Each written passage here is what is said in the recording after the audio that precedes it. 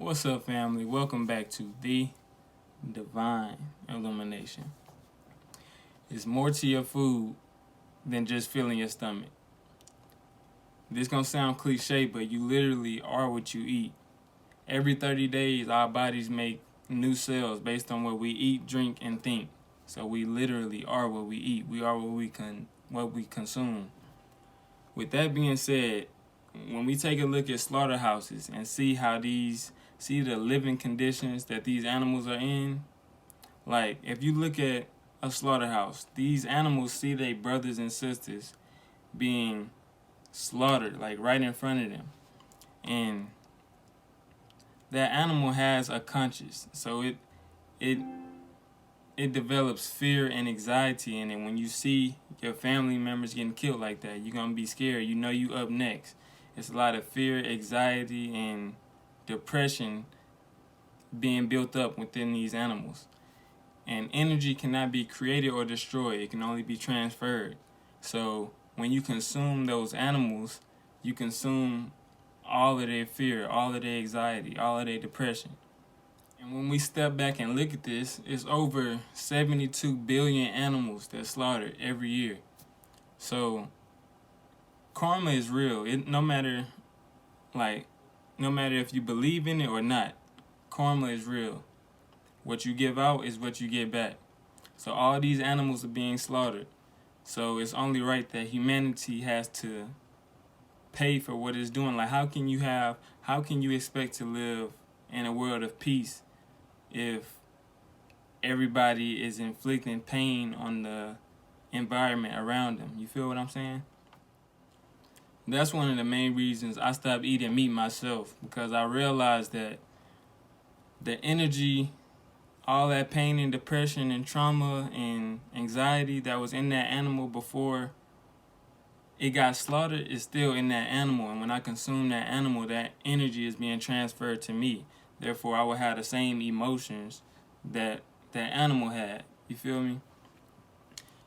Now, when you look at the structure of the human body, when you look at our teeth, just look at your mouth. We have teeth. We have flat teeth, right? For grinding herbs, eating fruits, eating softer things. We don't have teeth for tearing apart flesh, and we don't have carnivore teeth like a lion or a tiger would, right? So that's the first proof in your own body that we're not supposed to be consuming meat.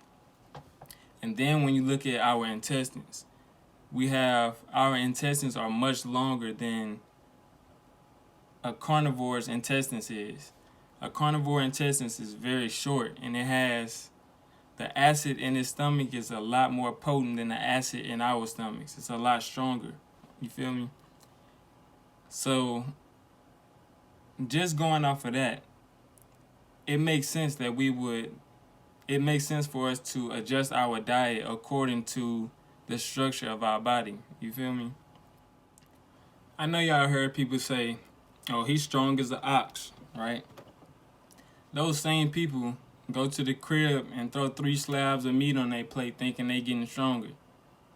What does the ox eat? I want to know what the ox eat to get that strong, to get that big and strong. The ox don't hit up Mickey D's and get a number 2 with extra cheese. The ox don't hit up the barbecue spot and get 3-4 ribeyes. The ox eat plants. You feel me? Plants are pure sunlight energy. They're pure sunlight. A plant sits there and collects those sun rays and collects the information from the sun. And then, like I said, energy can only be transferred. It can't be created or destroyed. So when you eat that plant, now you are transferring that pure high vibrational energy filled with knowledge, filled with information. You feel me? There's an ancient quote. It says, "Let thy food be thy medicine, and let medicine be thy food."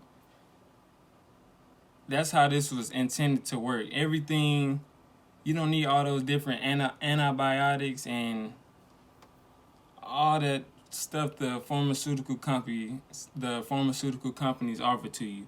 Your medicine is in your food. if you eating the right foods.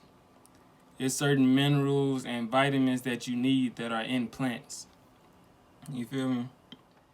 Now, on a more spiritual level, the foods we consume attract certain things to us. When we understand that we are the microcosm of the macrocosm, then you'll realize that for everything that there is on this physical plane, there's something that resembles it in the spiritual plane. You follow me?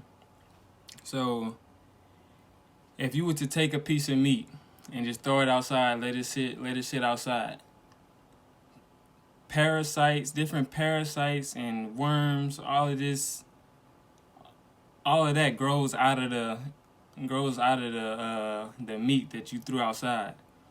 Now, if you were to throw out an orange or a piece of broccoli or something, it's not gonna have all those nasty parasites in it. You feel me? Might have a few some we can handle, not no nasty ass parasites. So when we put that flesh into our bodies, it's certain spiritual entities that feed on that feed on flesh like that feed on dead flesh. So you're attracting more negative things to you by consuming that meat, more negative energy. You're attracting that, like you basically asking for negative entities to, you giving them a reason to mess with you. That's what I'm trying to say.